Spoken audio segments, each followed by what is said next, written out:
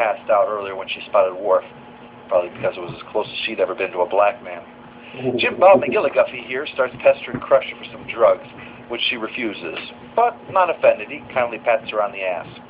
He also calls Data down to help him put together a party and get him a guitar. But as expected, this silliness jackknives into the serious plot about the science outpost. It seems that it's just gone, scooped right off the surface of the planet. Then it's right back to our fish out of water. The stockbroker figures something's up, but Jerry Lee Gunther decides to go critical mass with his local color to try to stop him.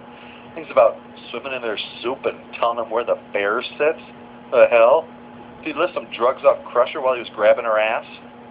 Anyway, since Picard is concerned about them making trouble, naturally, he does nothing to ensure that they'll stay out of trouble, because he keeps assigning important people to look after them and then calling them away, instead of someone less important to be charged with managing them. With over 1,000 people on board, you'd think there'd be someone in charge of dealing with VIPs, but no. The stockbroker is free to roam the halls even as Yellow Alert is declared, gets on a turbolift, and is cheerfully aided by the computer in finding the captain. Oh, damn you, turbolift control! This was your moment to shine, and you blew it! He's quickly whisked away to the bridge and allowed out without notice, while the senior officers deal with a possibly hostile-cloaked Romulan warship.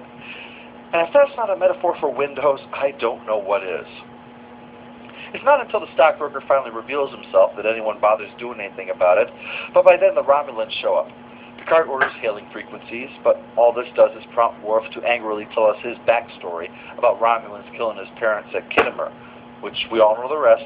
It led to his decision to become Batman.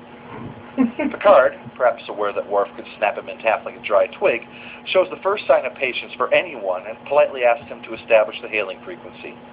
We meet these two, DS9 vet Mark Alemo on the left, and what looks like a constipated Kevin Nealon on the right. The verbal banter, which moves with a speed not normally seen outside of Senate committee meetings, reveals that the Romulans suffered similar attacks in their own territory. Neither side knows who did it, so we have the most bizarre series of events. Picard suggests they cooperate in investigating this. Alemo nods his agreement to Kevin Nealon, who agrees, and then Alemo just as promptly mocks the Federation, terminates the agreement, and flies off. Honestly, I can't do this baffling scene justice. The only thing I could figure is that when Maurice grafted this ridiculous secondary plot onto the primary one, he had to cut this scene down for time, leading to this absurd 15-second alliance. We had all this build-up, then the Romulans show up, tell Picard to fuck off, and leave. I've seen cartoons with better payoff. This lets us resolve the plot with our human popsicles, leading to more of Picard spreading the Starfleet gospel, that there are now no material needs or wants, and that rather than wasting time in the challenge of gathering possessions, we seek to better ourselves. Well, I'll just close this out with an insightful bit from an episode we'll be covering in the near future, in the cards. It's my money, Jake. If you want to bid at the auction, use your own money. I'm human. I don't have any money. It's not my fault your species decided to abandon currency-based economics in favor of some philosophy of self-enhancement. Hey, watch it. There's nothing wrong with our philosophy. We work to better ourselves and the rest of humanity. What does that mean exactly? It means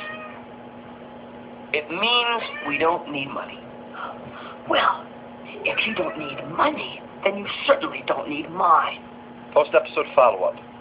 Close call, but annoying character goes to Picard for being his crotchety, sanctimonious self. We have an ancient Chinese secret, huh? For the probe that they describe as ancient. Final score for the neutral zone is 2 out of 10. It's like a Michael Moore documentary about paint drying, preachy and dull. Their attempt to inject new life into the series with the Romulans and the foreshadowing of the Borg fails due to its floundering for direction. The only way the Romulan part could have gotten any worse is if they deliberately played it for comedy. That closes out the first season, and it hasn't been much to fill us with confidence, has it? Saturday, we'll take a look at the start of the second season.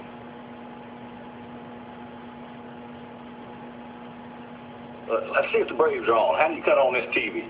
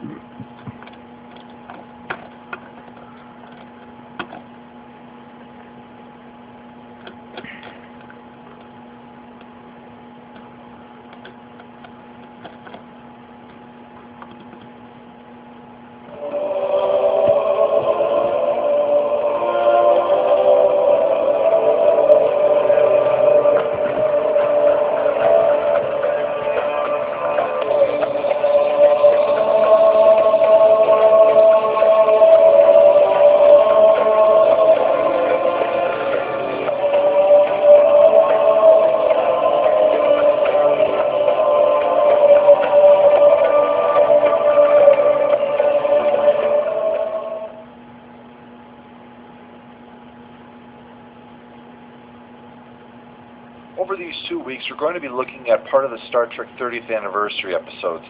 And we're kicking things off with DS9. From the Counselor Troy Department of the Blindingly Obvious, this story is a follow-up to the classic TOS episode, The Trouble with Tribbles. There are tons of references to the original episode, so just to avoid repetition, I'm going to skip over most of them. These two cheerful-looking guys are Dulmer and Luxley, and since they're here investigating temporal irregularities, you shouldn't be surprised that those are anagrams for Mulder and Scully. They're here to find out what happened in this episode, so Sisko explains they went to get another of those Bajoran orbs from the Cardassians, who were nice enough to return it, and this guy, Barry Waddle.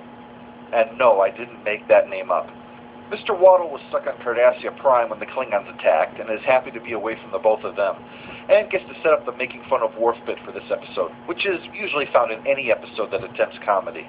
Oh, find somebody else. I have my own ways of torturing Worf. Yeah, and it's called But He Was Without Sin, the next episode, and it's a way to torture us as well. It turns out the orb is in fact the orb of time, and it is used to move them through time, and conveniently through space as well.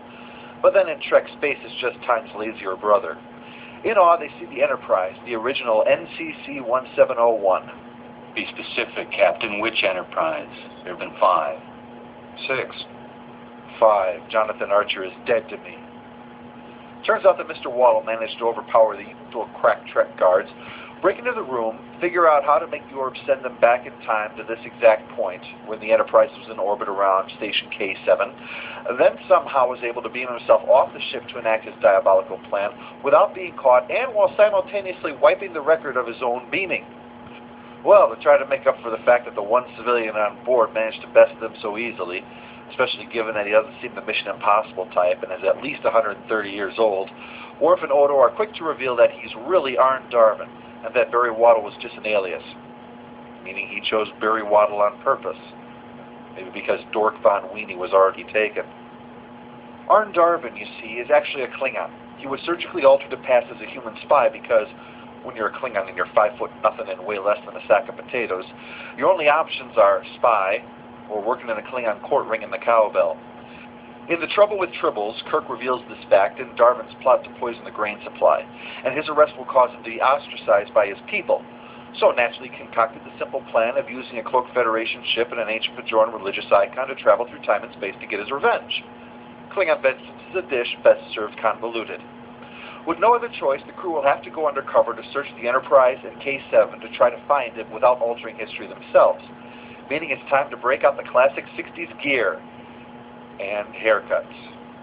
The episode is shot with a combination of recreating the classic series sets, uniforms, and styles, and a fusion of new footage with old using the new-at-the-time computer technology that had been employed in Forrest Gump. Needless to say, this episode was expensive, but the results really do speak for themselves. Even using a DVD on my PC, Ruby, there are a few times when I can actually see the seams in reality. Anyway, our heroes do their best to stumble through the situation without being detected, with Bashir and O'Brien confused by the turbolift's "grab my handle and whisper sweet nothings to me" controls, and Sisko and Dax admiring the technology of the time while trying to find Darvin. Why don't you head up to the bridge and use the Enterprise's sensors? I suppose it's probably too dangerous. Odo heads into the tavern to check things over when Uhura and Chekhov arrive to meet these two. Man, there were a lot of ugly people back in the 60s. And this, of course, is what the episode is known for. Too big to be a dust bunny, too small to be Robin Williams. It's a Tribble. Trouble with Tribbles was an episode that really didn't take itself too seriously, and neither does this one.